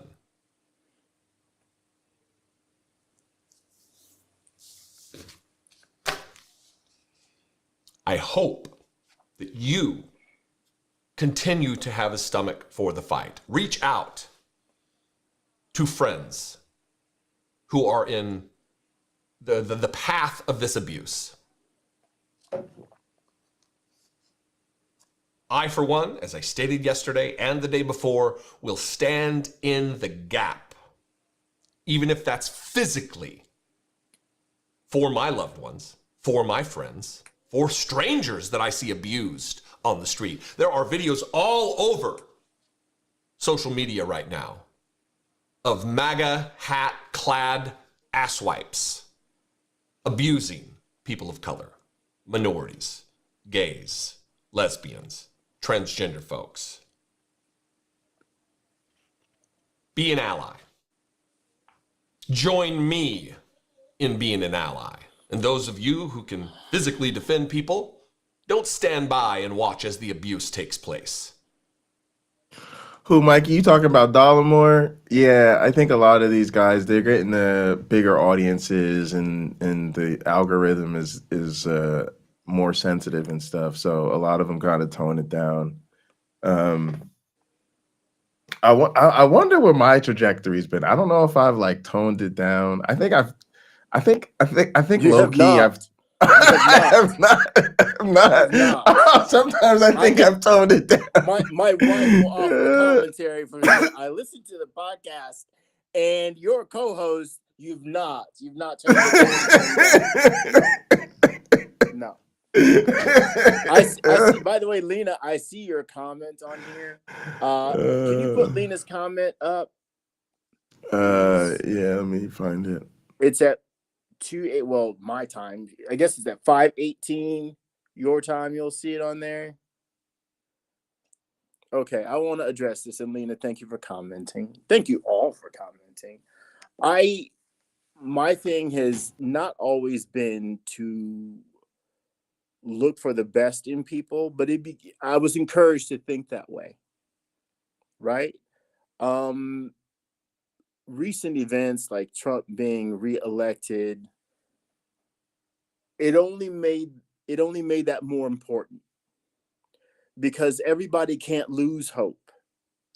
And I'll say the line for everybody can't lose hope begins with me. And I've had a really crappy year. And I've had a really bad attitude, a lot of it because of declining health and other issues. But I have a child now, and she doesn't ask for much, but she can't talk, right? At the moment, she doesn't have a voice for me to hear how she wants me to make the world a better place while I still can. I have to guess. And when I see things going wrong, I now have more of a responsibility to correct what I see. The problems aren't in my house. The problems are out there in the world. The problems are that Americans, when my daughter is just over a month old, in large numbers came out to elect a serial sexual predator as the president, a serial liar as the president. And this is the same guy. It's just one person. I can keep going on. A serial fraudster. It's just one person. So from my point of view, if she could ask me, well, why would people do that? Why would people elect a bad man to be president? I would have to tell her, I think the truth is most people don't want to be, those people want permission to get away with being bad too. Right? I could go in and say, we know Clarence Thomas was headed for charges. Alito was headed for charges, maybe even getting impeached. But Donald Trump can protect them. And they know that. Elon Musk headed for jail or prison. But Donald Trump can protect him. So he becomes the person they have to put in charge so they can be protected. And I can look her in her eyes and say, sweetheart, right now you have me and mom. And we're going to protect you. I have to hope for the best in others because I need to wake it up inside them if it's there. It may not be there, Lena, in Donald Trump. I find him to be one of the most despicable people I've ever read about, heard about, or seen. I don't know that he's completely redeemable. But Hitler's dog probably was very fond of him because he had moments where he could be decent to his dog. So my hope is Donald Trump has moments where he could be decent to the nation. I haven't seen a lot of that out of him. Robin, I Right? didn't see your super chat. I'm looking for it. Oh, here it goes. Robin Webster, $2. Thank you so much, Robin. My one black friend, are you off? No, I am off You're the hook off. You're off because hook. she asked about Robin asked about the Thanks, Jay. baby. There, garbage. Robin asked about the baby at the beginning of the podcast. Oh, okay. And I didn't know how to shoehorn the baby into the conversation. So I just threw it in there at some point. So thank you, Robin. She's slightly more adorable than she was a week ago. I'm learning what she likes and what she doesn't like and how to soothe her. Yeah, I don't. So- Yeah, I don't have a lot of optimism. I don't think Trump is going to get any better. I think for me, what it is I think it's fight or flight. Well, fight, flight, or freeze. Um, I think a lot of people are frozen right now. I think a lot of people stay frozen. I really think that's why a lot of people won't change tactics and things will continue to get worse. Is really the inertia and people knowing that what they're doing is not working, but not knowing how or what to do different. I think a lot of people are in flight mode, like literally fleeing the country or fleeing their state or wherever. I just think that that's a lot of people's reality. So then for the rest of us, I think you end up in fight mode, and we're just in a situation where we have to fight to protect, to continue to protect ourselves and to claw back things that we've lost and continue to make progress. So it's not so much for me an optimism as much as it is the reality of things can always get worse. And if you stay here and you don't keep fighting, they almost certainly will. So, but yeah, it's not, so for me, it isn't necessarily hopeful or optimistic. It's just the reality that this was never going to be easy. I want to, and Liz, thank you. Hitler ultimately shot his dog. I was unaware of that. There was a movie that was a sequel to A Quiet Place. It was one of the sequels to A Quiet Place. I'm trying to look up. Okay, it's called A Quiet Place Day One. I don't know how many of you have seen it. In this movie, in this series, A Quiet Place, there's some creatures that come from outer space, and they're monsters, and they're very attracted to people making noises, and they will come and they will kill and eat you if they can find you. So human beings have to take on the difficult task of doing what they do in silence. There are some difficulties. Someone might have a baby. Now you have to make sure that baby doesn't cry. If you cut yourself, you have to make sure you don't scream out. You can't argue out loud anymore. You have to defend yourself from these creatures, rather, in a very strange way, right? It's hard. And when human beings cluster into groups, they have to be quiet together. The military has been fairly ineffective in fighting off these creatures for the most part, right? We don't really see human beings being hugely successful in repelling attacks in this sequel, Day One, Quiet Place Day One. So I've seen this movie. I would encourage you all to watch it because of what happens at the end. There's the actress, I think she's a model too, Lupita. I don't know her last name. She was in the Marvel movies with Black Panther and all that stuff. She's been in a bunch of different things. But she is one of the lead characters in the movie, and you sort of follow her through the story. She's got some things she's struggling with before the aliens even get here and start mucking things up. Her idea about who she is in this new world that she's confronted with is a very strong one. And I believe in light of recent events, and maybe even for certain people with certain challenges, it's not a new thing for them. They have to deal with a world that is now hostile towards them. Along the way, you will find that you have a lot of allies that vanish, that you are separated from them, that they're going through their stuff too. They can't help you. You don't know where they are. You don't know what happened to some of them, and you might feel like you should feel alone. But if you find the peace of who you are, Peace, of who you are, and you decide where you want to go, the idea is to start going. And I think when you're tired of it all, you have a choice. Find a way out, or let the creatures devour you.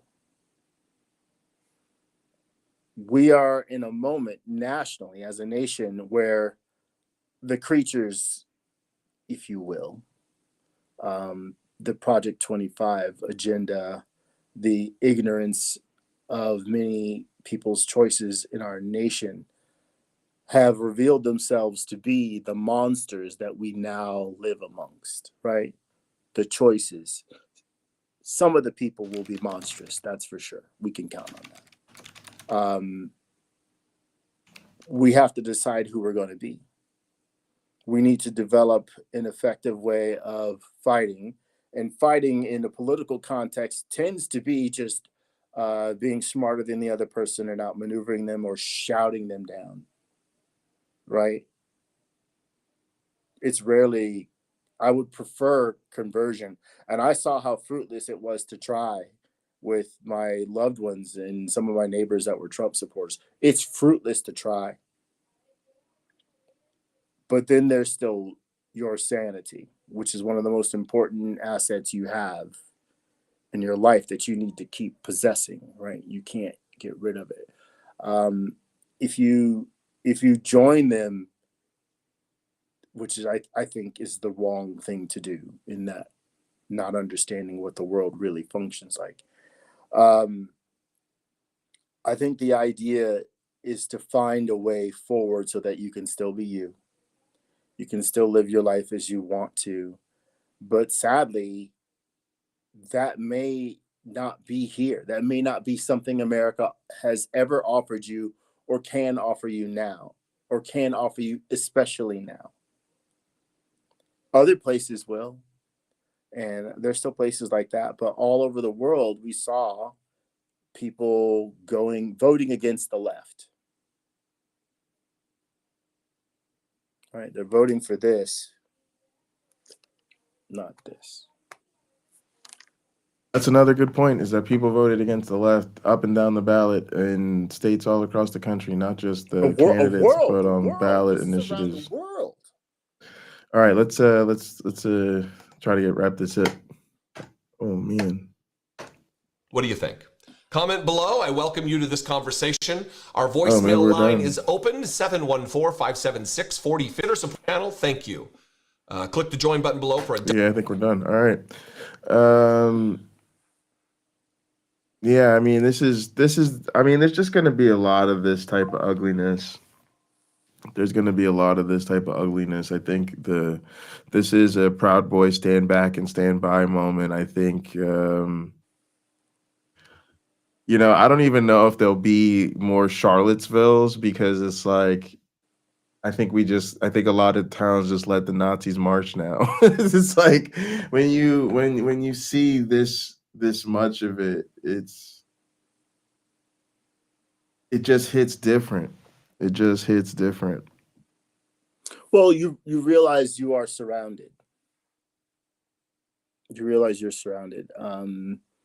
I forget which one of Socrates's or Plato's Dialogues it's in, where it's discussed when the fish in the water breaks through and looks up, they break their head out of the water and they see air. Well, they don't see air, but they see the world above, and part of them is no longer in the water, right? They know there's a difference. They don't know all the intricacies of that world, obviously, but there's a difference. I think some of us now who are not in Trump's camp, who won't choose the hate, who won't choose the racism, who won't choose to ignore the world as it can be, right? The potential of the nation has been ignored by re-electing Donald Trump. I think we have to realize this is not where we've been. This is another layer, right? So somebody pointed out, they used the term rock bottom earlier in the chat here. I should have written it down or made a note or something like that. Well, if I'm going to find a bright side, if I'm going to try to say something inspirational, it would be this: the gold is beneath the rock bottom, right? If you want oil, the oil is beneath the rock bottom. You have to dig for it.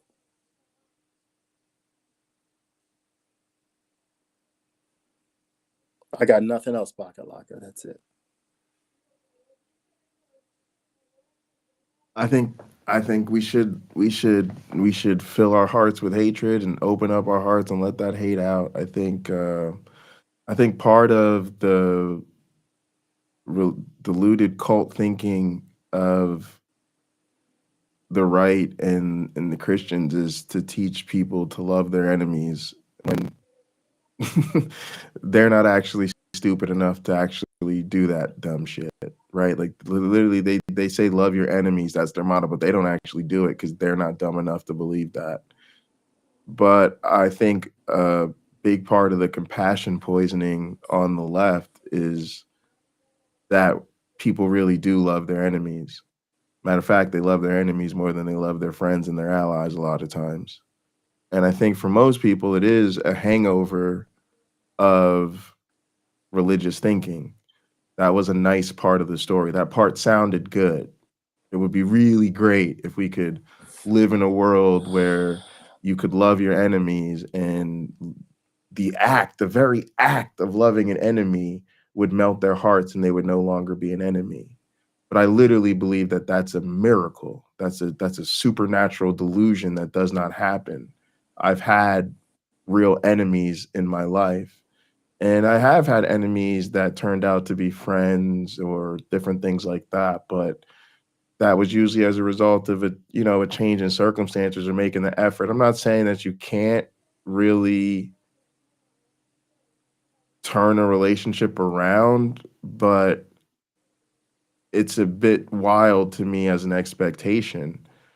And I really think we need to hate this. We need to really hate where we're at. We need to really be disgusted with what we've seen.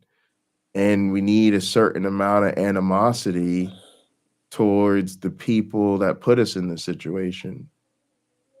Because just like that's the whole issue with Biden calling them garbage, is they keep creating situations where they make it unacceptable to hold them accountable for their bad behavior. And this is a situation that puts a lot of marginalized people in a really bad spot. And it's completely irreversible. So I got no love for the other side right now. Maybe that feeling will change. It can certainly change for individuals, but at this point, that's on them. It's on them to repent. It's on them to change. It's on them to grow, and then it's on them to do something to you know, undo the damage that they've caused in the world. I mean, but that's what all of us require of ourselves and our own personal growth and development. Um, but yeah, I'm really quite disgusted with the people that put us in this situation, and I hope something happens that causes them to do some serious reflection.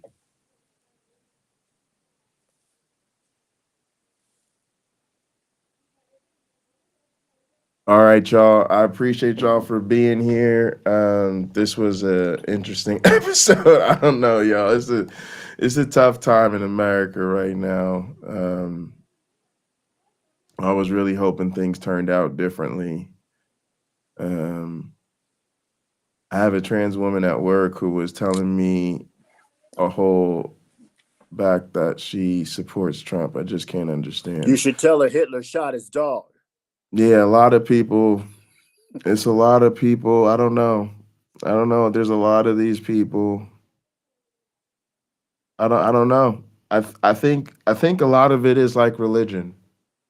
I think religion to me is just an acceptable form of lying. And it's really amazing to me that so many non-believers apparently think that's okay and don't think that that should actually be challenged. I mean, you would think, again, even in your self-interest as a non-believer, you'd want to call this stuff out, but apparently not.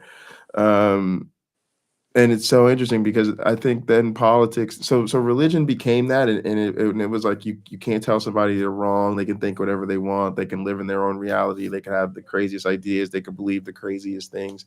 And then politics became the same thing. It became just, you know, an excuse for people to live in their own bubble and believe whatever they want to believe. So I don't know. It's tough. Y'all, I just think it's hard. I just think from where I sit, the changes that need to be made the most just require a radical sort of honesty.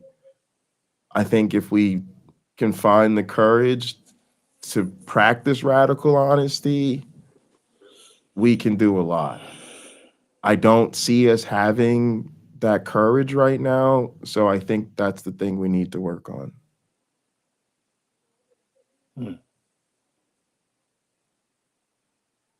Yeah, do you want to give us your closing thoughts, my own black friend?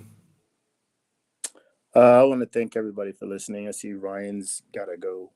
Some other folks have to take off too. But yeah, I've appreciated having this forum, and it's good to reach out to talk with you, Pocket Locker, and the audience. And I hope our audience continues to grow. I'm seeing names that are new to me in the chat, and I appreciate that.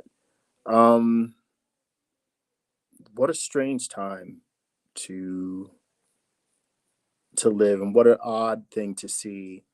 And I think we could do with a bit more outrage that such people, whoever they are, right, feel emboldened to say that sort of thing. I reply to a lot of things on Instagram, not trying to be inflammatory, but point out this particular thing you've pointed out is one of Donald Trump's faults. And here comes the dog pile. I'm not a person who's afraid of people dogpiling on me. I just don't have enough time to put them all in their place. And so they feel they win, right? Like I was saying, I talk to this troll, I reply to this troll on Facebook, and people see me put him in his place. And there's a few other people who step up and do the same thing. But there are also those people who cheer them on. The thing we have to realize, and we saw it with Biden's garbage comment, you have to be better than them. At the same time, you have to realize they think they're better than you. You actually have to live up to that. They don't think they do.